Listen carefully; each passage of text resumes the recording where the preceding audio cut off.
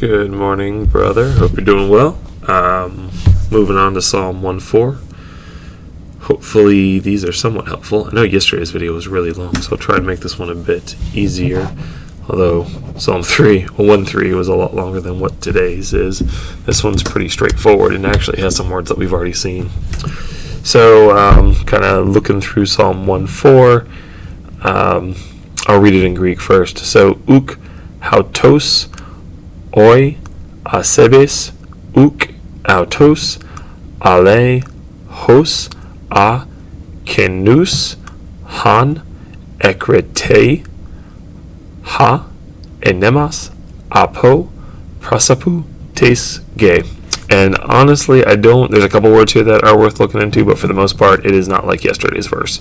And if you notice my lettering there, or my kind of notes there's not a lot of interesting things going on.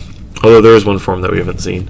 So looking through here, we've got only one verb, which is akrete, and then we have a couple of words in the nominative right here, and then if you remember, that's the subject of the sentence, and that is oi asebes and oi anemas.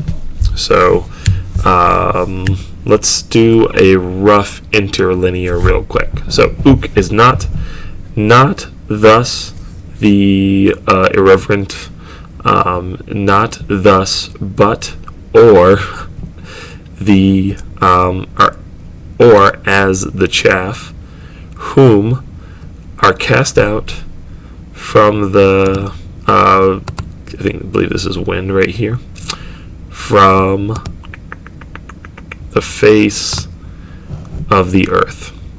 So the idea here is that the ungodly are being cast out. So let's work our way through. So autos is an adverbial. It just means, or an adverb. It just means autos. So I use this sort of like outline form right here to address an adverb. So a verb is bolded, and since an adverb adjusts a verb, it is outlined. It makes sense in my head. Hoi is, that's our definite article, the. There are 24 different versions of the word the in Greek. This one is plural nominative, and what that means is it's the subject, and there's more than one. So the ungodly, and we saw this word as one of our Psalm 1:1 right here, asebon and oisebes. So this is in the genitive because this is the counsel of the ungodly, but now we have asebes as the nominative. So we're going all the way back to Psalm 1 and we're connecting back there. So thus are not the, and this is an interesting word. We didn't do a word study on this before, and I'd like to see what we have here. So it's always translated ungodly in the New Testament, and it looks like it's actually used a decent amount, 9 times in the New Testament. Once again, my software doesn't look at the Old Testament. And let's look at BDAG real quick. So go here. Because it's not anti-God, because that would be atheist.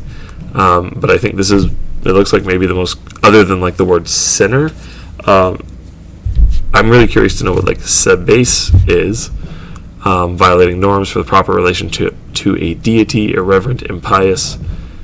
Let's see if I do this. I've never actually done.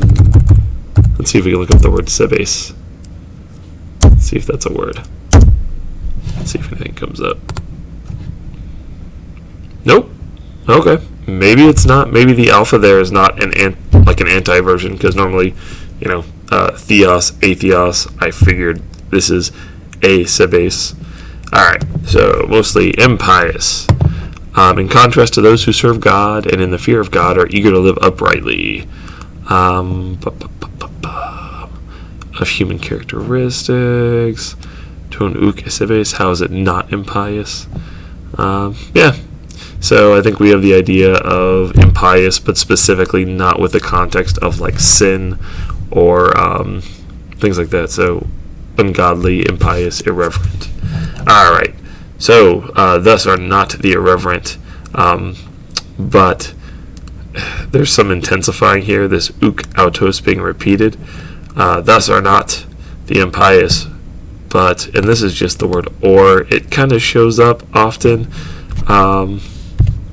with with these like intensifiers here. I feel like in English you just end up cutting a lot of this out because it's just intensifying, because you would say not thus the ungodly, not thus but or as. I don't know why you get all of this, like these extra words, but sometimes when you see kind of this pattern, you just have to be like, okay, the author's making a point of repeating this a lot, but really you just take the first phrase. So the ungodly not are the ungodly intensifiers, but they are as the chaff, which is kainus. And I don't think there's anything fancy here, but let's do a quick word study just to see. Yep, chass, and even the one other, yeah, it's not even used in the New Testament. That's interesting. And we'll see if BDAG has anything to say about the word chaff. So, is it not? I don't even know if this word's in. Maybe this word's not in BDAG. That's interesting. Alright, but there it's chaff. Which, this is just like which or who or that. Which, and then we have our verb to be cast forth. And if we look at the form of our verb, which would be good to look at, so it is present active indicative third person singular, which is the most basic form of a verb. So he was cast forth, he was cast out, it was cast out. Not past tense, not future tense, not subjunctive. Super straightforward. It is present tense. So they are cast out, or it is cast out. I shouldn't say they, it's not plural. There is the chaff, which is cast out. And then we have the word for face here. Face is coming up. This is, they are cast out as the wind. Let me see. This is not the same word for spirit, which is pneuma. So I'm kind of curious to see if there's anything to bring out with this one and see if it's translated. Wind, windstorm, gale. It's in the New Testament a lot, but it always means wind. It is not the spiritual version of wind or breath, which is pneuma. It is just the normal type of wind. I don't really see any spiritual uses here. This seems to be a pretty straightforward, but you know what? We'll do a word study we'll look it up in BDAG just to be careful. See if there's anything interesting about this word.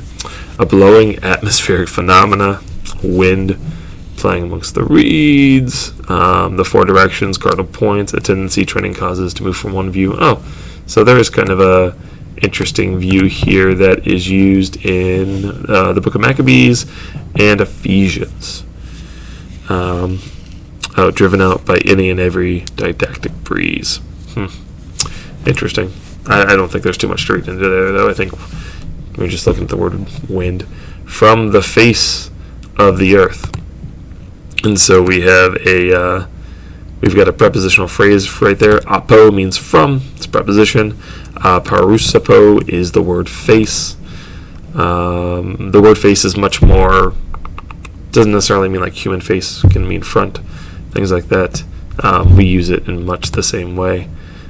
We'll see if there are any other interesting uses there. Face, presence, appearance, before, face-to-face, ahead.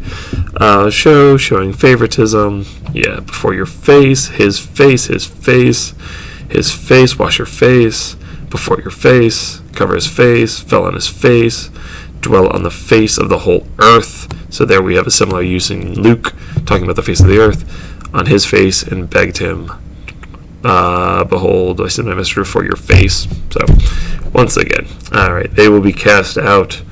Well, this is not, okay, the wind will cast whom out from the face, and then taste case, the earth, of the earth. And if we notice, this is in the genitive case. If you remember, the genitive shows ownership. So, what face is it? It's the face of the earth.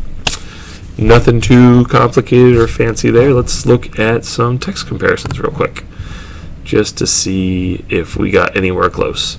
The wicked are not so, but they are like the chaff that drives the wind away. The wicked are not so, but they are like chaff which the wind drives away.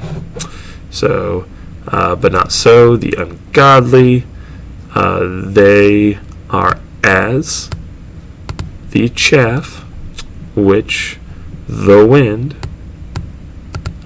sends forth, casts out from the face of the earth. I kind of wonder if maybe the Masoretic text doesn't have the from the face of the earth, because I don't know why nobody else put that on there. I don't know, but that, I mean, like, that's the most, this phrase right here, apo, prosopo, taste case, pretty straightforward. Cool. It looks like our next few verses are even shorter. So, hope you're doing well, brother.